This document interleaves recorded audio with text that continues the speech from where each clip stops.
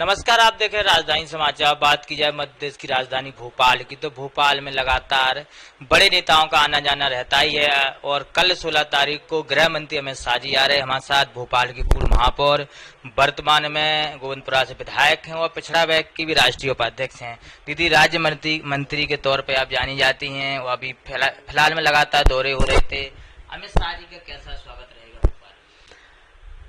देश के यशस्वी गृह मंत्री माननीय अमित शाह जी का समस्त भारतीय जनता पार्टी के कार्यकर्ता बहुत ही भव्य स्वागत करने जा रहे हैं। सभी कार्यकर्ताओं में बहुत उत्साह और उल्लास है, क्योंकि वो एक ऐसे कार्यक्रम के हेतु आ रहे हैं जिसकी प्रतीक्षा हमारे प्रदेश को लंबे समय से थी।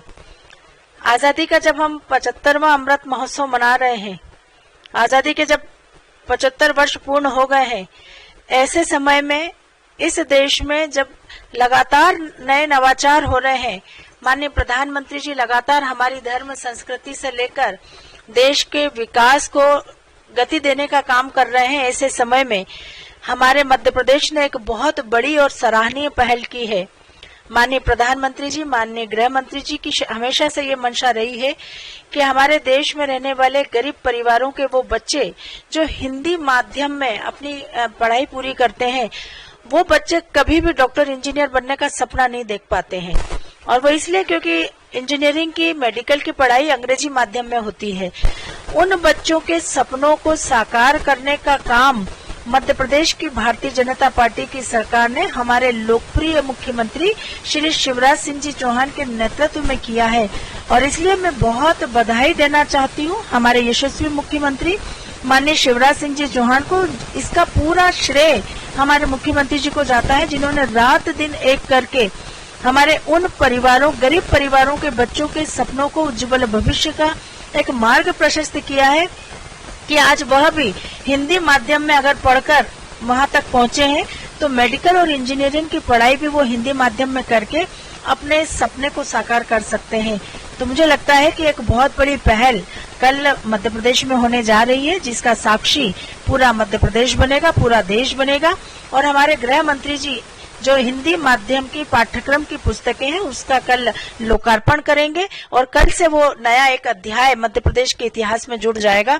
मैं बहुत बधाई देना चाहती हूँ हमारे यशस्वी गृह मंत्री जी को, जिन्होंने इस दिशा में एक विचार, इसके पूर्व जब वो मध्य प्रदेश और भोपाल आए थे तो देकर गए थे, उस विचार को पूर्णता देने का काम हमारे यशस्वी मुख्यमंत्री माननीय शिवराज सिंह जी चौहान ने किया है। तो निश्चित रूप से हमारे मुख्यमंत्री जी भी कोटि कोटि बधाई के पात्र हैं। उज्जैन आए थे, महाकाल लोक का उद्घाटन किया, लोकार्पण किया। काफी मध्य प्रदेश के तमाम नेता भी पहुंचे थे, तो एक वो भी बड़ी सौगात है धार्मिक स्थल। मैंने पहले भी कहा कि हमारे देश के प्रधानमंत्री श्री नरेंद्र मोदी जी के कुशल नेतृत्व में देश जिस प्रकार से विकास की गति पकड़कर आगे बढ़ रहा है और विकास के नए आयाम तय कर रहा है, निश्चित रूप से हर भारतवासी को गर्व है माननीय प्रधानमंत्री जी पर, हमारी सरकार पर। और लगातार हमारी सरकार के माध्यम से, केंद्र सरकार के माध्यम से जिस प्रकार की सौगातें हमारे देश को दी जा रही है, एक नया उत्साह, एक नया वातावरण देश भर में है कि कभी सोचा करते थे कि हमारा देश आज इस स्थिति में पहुंचेगा। उस स्थिति में पहुंचाने का काम निश्चित रूप से केंद्र सरकार माननीय प्रधानमंत्री जी के कुशल नेतृत्व में कर रही है। चाहे हमारी धर्म संस्कृति की बात हो, चाहे हमारे देश के विकास की बात हो, चाहे हमारी सीमाओं की सुरक्षा की बात हो, चारों ओर से जिस प्रकार का वातावरण आज देशवासियों को दिखाई दे रहा है, हम ये कह सकते हैं कि निश्चित रूप से आने वाले समय में भारत पुनः विश्व गुरु बनेगा। भारत माता को वैभव के परम शिखर पर हम देखेंगे। हमारे साथ गोविंदपुरा से विधायक कृष्णा गौर थी। राजधानी समाचार विश्वकर्मा की report, Bhopal. Subscribe now and press the bell icon. Never miss an update.